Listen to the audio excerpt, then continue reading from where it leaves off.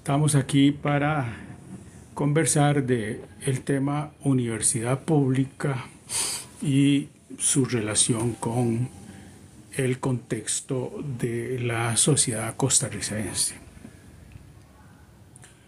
En verdad que si revisamos la historia de la educación en Costa Rica, la institución que solemos llamar universidad pública es relativamente reciente. El decreto de fundación de la universidad se da en 1940 y el proceso de discusión de esa universidad pública llevó bastantes años, cerca de 5 años, 1935 a 1940, en la administración del doctor Rafael Ángel Calderón Guardia. Se vuelve a crear la Universidad de Costa Rica. Recordemos que la Universidad de Santo Tomás había sido cerrada en 1888. Es decir, que de 1888 hasta 1940 Costa Rica no tuvo educación superior. Y con ese concepto que estoy diciendo hay que tener cuidado, porque sí, digamos, algunos gremios pudieron mantener funcionando, digamos, se formaban maestros y profesores de secundaria, se formaban abogados, se formaban algunas microbiología, me da la impresión, y creo que farmacéuticos. La mayoría de los profesionales antes de 1940, digamos, arquitectos, ingenieros, venían, digamos, graduados del exterior y correspondían, digamos, a las familias de altos ingresos, ¿verdad? Y podían provenir de distintos países. La universidad más cercana era la Universidad de León, Nicaragua, y luego las universidades centroamericanas, la de Guatemala, la de San Carlos Borromeo, y luego las universidades mexicanas. Aunque bueno, muchas familias hacían el esfuerzo de enviar sus hijos a educarse a los Estados Unidos o a Europa. Entonces, digamos, médicos, ingenieros, arquitectos tenían procedencias profesionales muy distintas, pero evidentemente estamos hablando de una pertenencia social, sociológicamente confortable. Era gente pues que provenía de dueños de gente que manejaba el capital, de gente de empresarios, productores de café, productores de algún producto que pudiera exportarse, ¿verdad? Y más o menos así hasta 1940 que se da el decreto de la creación de la Universidad de Costa Rica. Y entonces a partir de 1940 empezamos a hablar de educación superior en Costa Rica. Bueno, la educación superior ha mantenido estabilidad, incluso durante el mismo conflicto de 1948 logró, digamos, tener sus actividades, ¿verdad? Y hasta el presente se pasó de una sola universidad, de la Universidad de Costa Rica, a 5 universidades. Y ahí hay que ver, digamos, un parámetro que podría ayudarnos a explicar el crecimiento de la educación pública en Costa Rica. En la década de los 50, 60, 70 y 80 épocas que se van a caracterizar por muy altas tasas de natalidad, ¿verdad? Una alta tasa de natalidad hace que haya un mayor nacimiento de niños. Y bueno, la Costa Rica de 1940, que no alcanzaba 1 millón de habitantes, lo alcanza por primera vez en 1953. Costa Rica alcanza 1 millón de habitantes.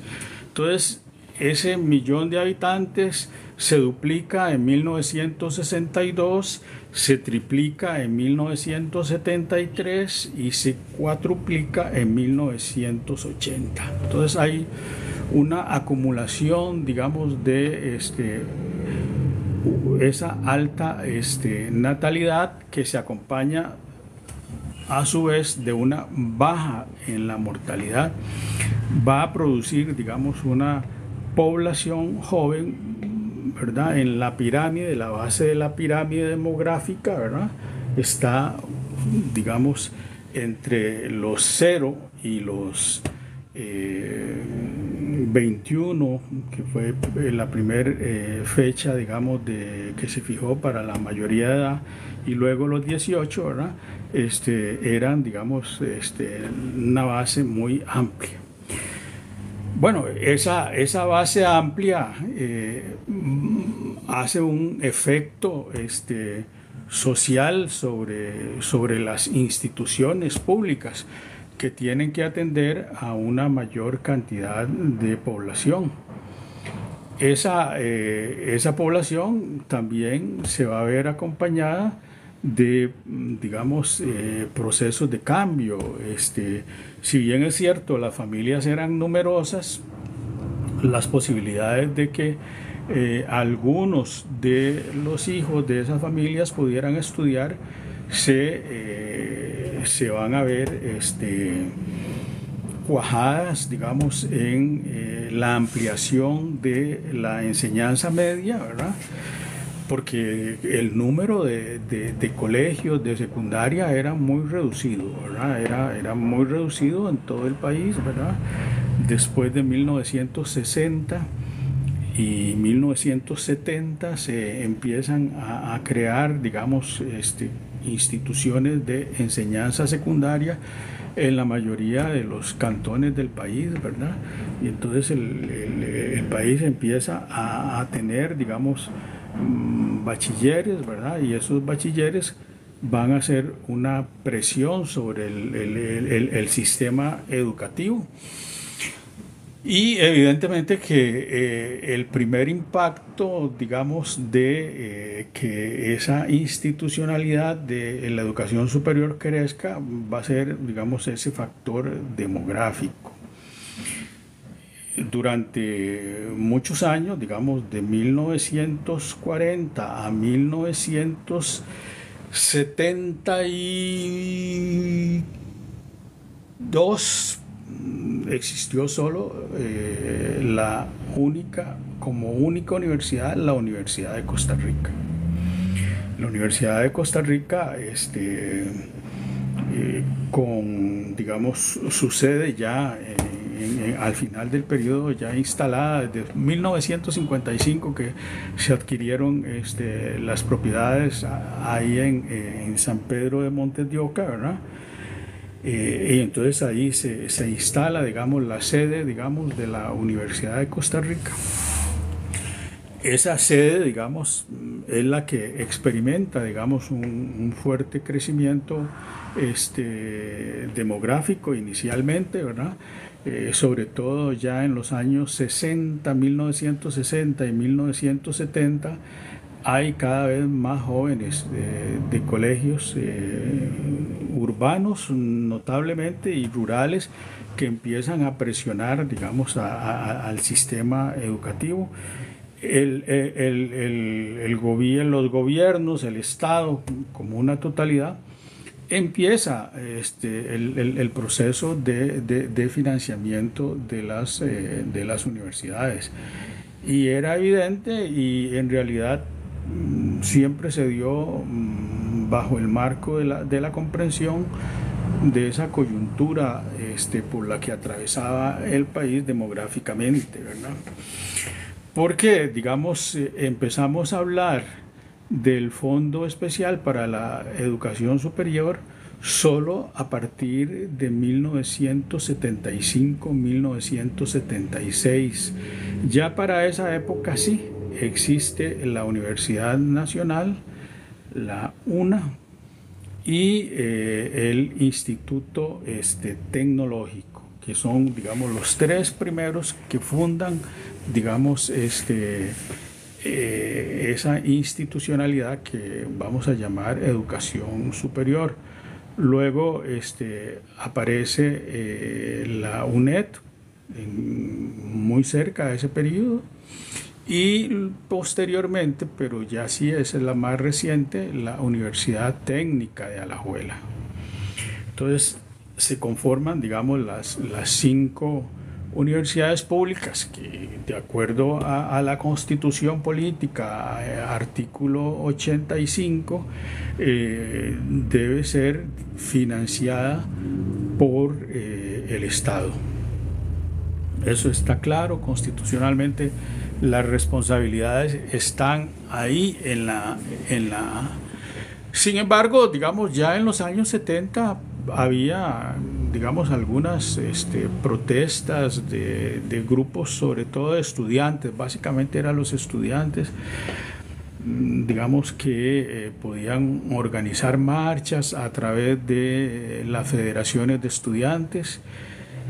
Aunque recordemos que en los años 70 los dos gobiernos que hay, bueno, los tres gobiernos fueron el de José María Figueres Ferrer, Daniel Oduber Quirós y Rodrigo Carazo-Odio. Los tres pertenecientes al Partido Liberación Nacional originalmente, y Rodrigo, que llega por una coalición en el 78, digamos, y en ese periodo justamente es un periodo de una gran contracción económica del país. Y todo esto tiene que ver con que las universidades fueron creciendo, fueron formando intelectuales en todos los campos del saber, ¿verdad? En las carreras, digamos, del área de letras, en las carreras del área de ciencias, en las carreras del área de las bellas artes, ¿verdad? Entonces, y mucho de esa labor siempre estuvo muy concentrada originalmente en la Universidad de Costa Rica. La Universidad de Costa Rica ha jugado, digamos, un papel importante en virtud de su magnitud, ¿verdad? Y afortunadamente en los años, a finales de los 60, principios de los 70, el rector Carlos Monge Alfaro pensó en lo que se llamó la regionalización de la educación superior, y entonces se crea la primera sede regional en San Ramón. Entonces las sedes regionales empiezan a aparecer. Hoy día ustedes lo ven, muchas de las universidades públicas tienen sedes regionales, ¿verdad? De buena calidad, satisfactoria, algunas logran formar profesionales, otros vienen a concluir sus títulos, digamos, a la casa matriz, ¿verdad? Sea el tecnológico, sea la UNA. La UNED no, pero tiene la ventaja del sistema a distancia, ¿verdad? Y la Universidad Tecnológica es mucho más reciente, es una universidad que todavía aún está perfilándose, digamos, pero bueno, ya tiene sus años de existencia. Originalmente no aparecía dentro del Fondo de la Educación Superior. Bueno, ¿y qué tiene que ver todo esto con el financiamiento de la educación superior? Bueno, que el financiamiento de la educación superior empieza a crecer, ¿verdad? Sustancialmente. No era lo mismo tener una única universidad que tener 5 universidades.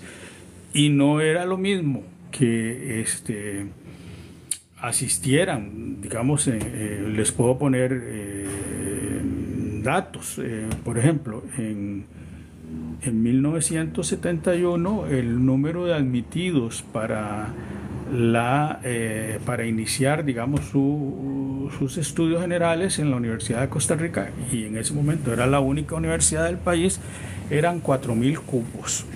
Creo que fue uno de los periodos que tuvo, digamos, una tasa de admisión, digamos, más alta, ¿verdad?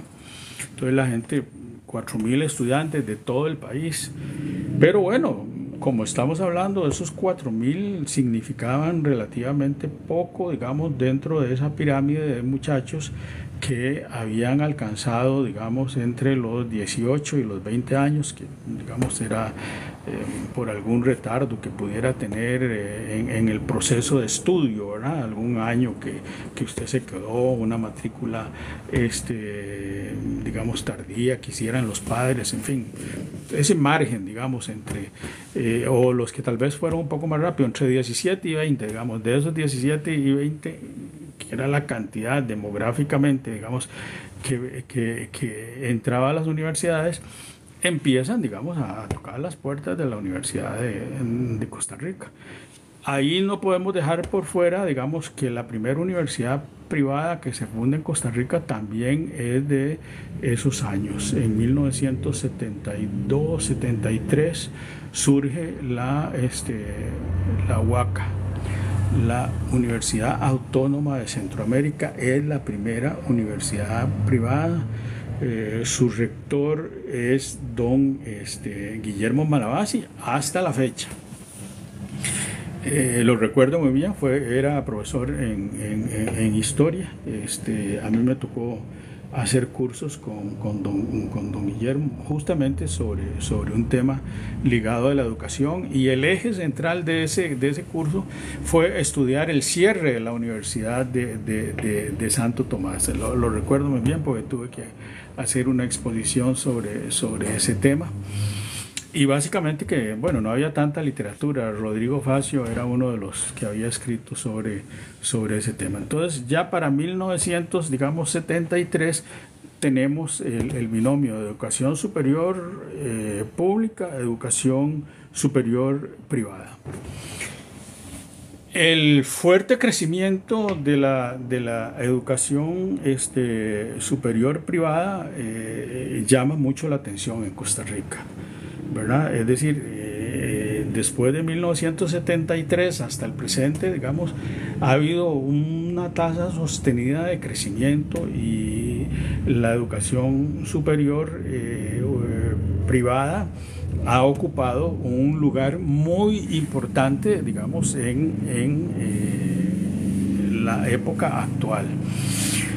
No siempre han sido, digamos, cordiales esas relaciones entre universidad pública y universidad privada.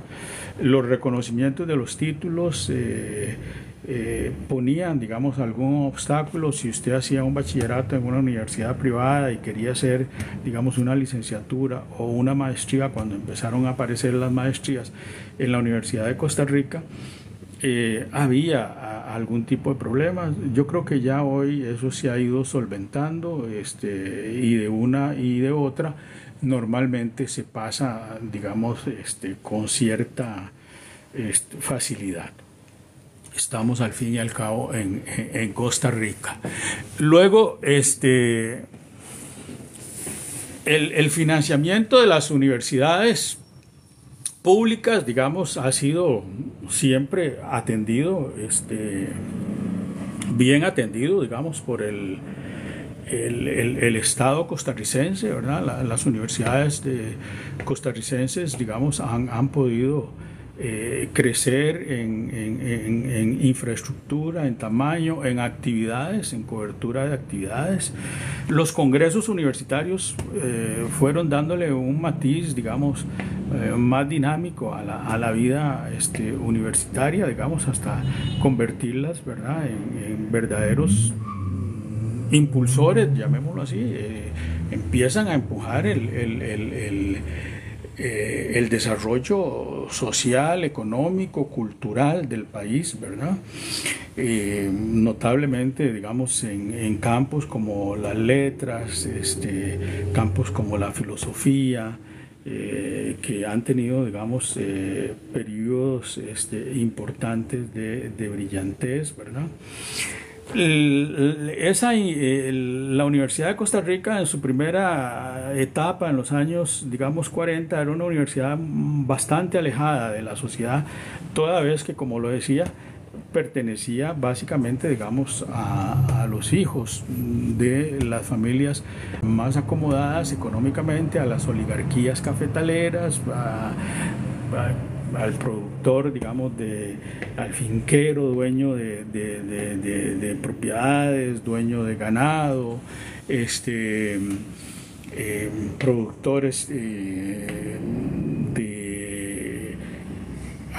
digamos, de agricultura, tabaco, cacao, maíz, ¿verdad? Entonces, todas esas familias, digamos, van aportando, digamos, sus hijos, digamos, a la enseñanza, digamos, universitaria. El crecimiento demográfico, creo que la universidad lo atendió con inteligencia. Y nunca, digamos, nunca cedió, digamos, a la fuerte presión, digamos, incluso ya de otros sectores profesionales en su prueba de admisión. La prueba de admisión que la mantienen la mayoría de las universidades públicas es cuestionada, y es muy cuestionada internacionalmente, digamos. Los que hemos podido estudiar en el exterior y hemos podido comparar sistemas educativos, sabemos que la prueba, digamos, de aptitud que se hace no es suficientemente consistente como para decir que alguien que se quede por fuera, no, yo creo que es de los grandes temas, digamos, que habrá que revisar más modernamente. Con el tema del presupuesto, desde el 75-76, con el Fondo para la Educación Superior, no ha habido, digamos, mayor problema de vez en cuando, porque, bueno, originalmente recuerden que el FES era quinquenal, así estaba establecido y sigue siendo, digamos, el mismo parámetro, digamos, que registra, digamos, el Ministerio de Planificación, ¿verdad? Era por quinquenios, ¿verdad? Entonces era cada 5 años que podía, y bueno, todo eso, digamos, el FES, digamos, forma parte del Gran Fondo para la Educación de Costa Rica, que es de algo de lo que todos nos sentimos muy satisfechos, digamos, en Costa Rica. Cuando uno sale al exterior, digamos, lo importante es saber que provenimos, digamos, de un país que tiene una bajísima tasa de analfabetismo, que tiene una enseñanza media extendida a todo el territorio nacional y evidentemente una enseñanza primaria que ha logrado erradicar el analfabetismo en un 99%, ¿verdad? Ya es muy excepcional hoy día, es muy excepcional encontrar personas que no sepan leer y escribir, ¿verdad? La educación primaria y secundaria han sido históricamente consistentes. Todo eso, digamos, parece tener un quiebre que lo produce básicamente, digamos, un factor internacional como lo fue la pandemia. La pandemia nos llevó a un momento que la historia de Costa Rica no había conocido nunca. Es decir, una enfermedad que impedía el desarrollo, digamos, de las actividades en las aulas. Y entonces eso va a afectar notablemente a todo el sistema educativo, en su totalidad, desde la primaria, la secundaria y la enseñanza superior, pública y privada, ¿verdad? Hubo que hacer, digamos, maromas, diría, para que el sistema, digamos, pudiese subsistir y pudiese tolerar, digamos, la enfermedad, toda vez que demográficamente Costa Rica es un país muy particular por el altísimo grado de concentración de la población. Pocos países en el mundo tienen, digamos, una concentración demográfica tan fuerte del país en una sola región. Lo que llamamos el Valle Central de Costa Rica más o menos aglomera un 60% de la población de Costa Rica. Y si bien es cierto, han habido movimientos migratorios, más bien han sido a la inversa, del campo a la ciudad. Y creo que hasta ahora, más recientemente, empieza más bien a poblarse las áreas suburbanas, los cantones más cercanos al gran área metropolitana, empiezan a conocer, digamos, tasas de poblamiento mayor, pero hay todavía muchas regiones del país poco pobladas, ¿verdad? Y también podríamos decir poco representadas en la vida, digamos, de la educación superior pública y privada, ¿verdad? Todavía hay regiones donde es posible observar, digamos, esas desigualdades. Y todo esto nos pone, digamos, en un eje que es fundamental, digamos, de repensar esa relación universidad pública sociedad. Evidentemente, la universidad no solo forma profesionales, sino que, bueno, a través de los estatutos orgánicos y a través de sus cuerpo normativo, digamos, se establecen, ¿verdad?, grandes objetivos, y dentro de esos grandes objetivos está formar, digamos, profesionales con conciencia social, críticos, que puedan analizar, digamos, la realidad nacional y que de esta forma, digamos, contribuyan sustancialmente, digamos, al desarrollo de todas las de todos los lugares de nuestro territorio. Desde ese punto de vista, la universidad y las universidades han creado lo que se llama ese componente extensión social. La extensión social es un servicio, digamos, que canaliza todo lo que la universidad puede dar, digamos, a la sociedad, y está establecido, digamos, en los estatutos orgánicos cuánto tiempo, ¿verdad?, para cada una de las carreras, ¿verdad? Es parte de la responsabilidad de cada una de las carreras, ¿verdad? De manera que, digamos, el modelo general de la universidad pública ha sido satisfactorio, no ha sido tan aislacionista del contexto más general de la sociedad costarricense. Puedo decir que tal vez hubo periodos de mayor acercamiento, que son justamente esos grandes periodos demográficos entre 1960 y 1990. Creo que el tercer milenio ha empezado a ir creando, digamos, incluso fisuras mismas en el contexto, digamos, del conjunto de las 5 universidades. Bueno, porque hay desigualdades notorias, ¿verdad?, en el tamaño de las instituciones. Digamos, las cifras son y las distancias de esas cifras son muchas. Por ejemplo, entre la Universidad de Costa Rica y la Universidad Técnica de Alajuela, entre la Universidad de Costa Rica y la misma Universidad Nacional. La Universidad Nacional ha crecido, se ha fortalecido en algunos campos, ¿verdad?, se ha especializado en algunos campos. Veterinaria, para poner un ejemplo, que no existía en la Universidad de Costa Rica. Ellos la han llevado muy bien, igual que ciencias ambientales.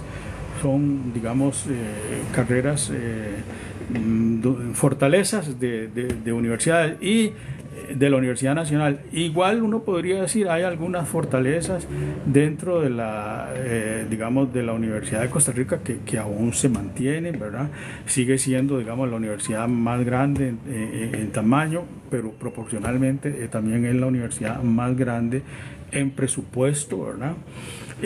Más o menos un 58% del Fondo de la Educación Superior se consume, digamos, en la Universidad de Costa Rica. Y esto sería interesante, digamos, que en el Consejo Nacional de Rectores, los rectores, digamos, actuaran como agentes, digamos, de cambio, digamos, produciendo que no se, digamos, que esas distancias demográficas y presupuestarias se agiganten cada vez más, ¿verdad? Sino que haya un equilibrio que permita un mejor acomodo de la población, digamos, en los sistemas de educación. Y esto va por el lado también de que la calidad, digamos, de los docentes y las escalas salariales de los docentes igual correspondan en términos del bienestar.